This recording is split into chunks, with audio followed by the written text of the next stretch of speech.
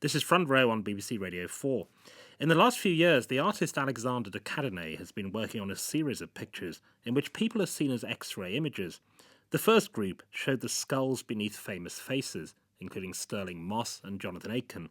A subsequent set X-rayed religious figures, picking up on the sense that for believers, life really begins when they are bones. Now in a new show at the Courtauld Gallery in London, de Cadenet has looked inside professionals who in a different sense want their faces to be irrelevant, spies. 6 figures from the recent past of British espionage are depicted on large double-sided blocks suspended from the ceiling.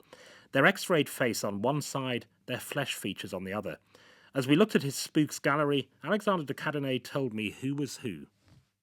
Well, at the top is probably one of the most enigmatic of all of the subjects is John Simons, and he actually was mentioned in the Matrokin 1997 archive as the Romeo spy. He was recruited by the KGB in the late 70s, and he was actually taken over to a special facility in Moscow where he was trained by female intelligence officers and trained in the art of lovemaking. And it was a particular KGB phenomenon, the Romeo spy. And in fact, almost all the other known Romeo spies have completely slipped into obscurity. Nobody knows where they are. They're completely uncontactable. They dissolved into East Germany. Because of John Simon's unique background and the fact that he's British and the fact that he came back to this country, he's an absolutely extraordinary individual, and we're very, very, very lucky to have him included in this series. And the X-ray side of the pictures, could you talk about what you start with? Is it literally like if you take your child to hospital and the doctor comes out with the X-ray? Is that what you have?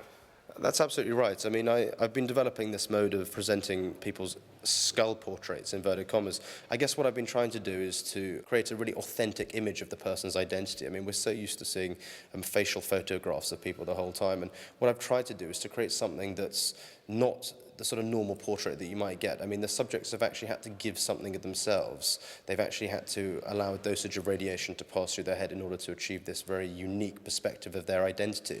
And of course, my original interest in the skull portraits was to present this metaphor for who somebody really is inside, as opposed to how they appear on the surface. And looking at the non-X-ray side, they're recognizable, I mean, much, much greater quality, but they're recognizable as passport photos, what people would look like. One of them's even famous, Stella Remington, one of the few spies to become a media celebrity. But there's a surprise, which is that one of on the human, the flesh side, one of them has a balaclava on. Now, why is that? The reason why is Kevin Fulton, who was a special agent for FRU, the Force Research Unit that was set up by the British government to infiltrate the IRA.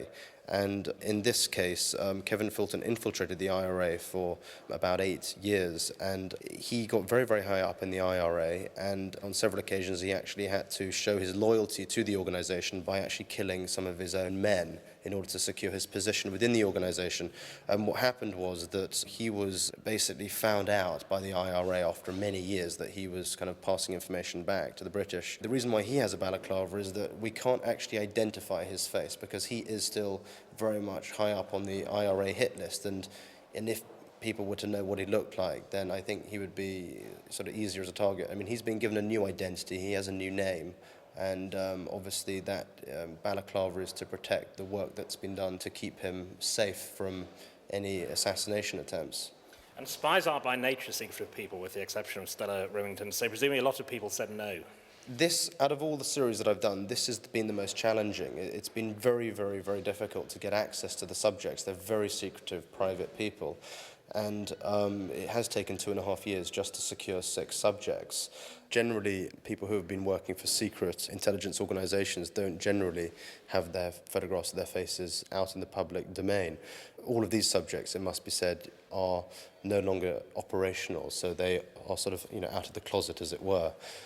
I did work with some subjects who are currently working in the security services in order to secure these subjects and to make contact with them. And in fact, I did do some skull portraits of these subjects, but I wasn't allowed to take any photographs of their faces, so they weren't able to be eligible for this series, unfortunately. They're hanging in the Courtauld. They look very distinctive here, but there's a little hidden connection as well between Spies and the Courtauld.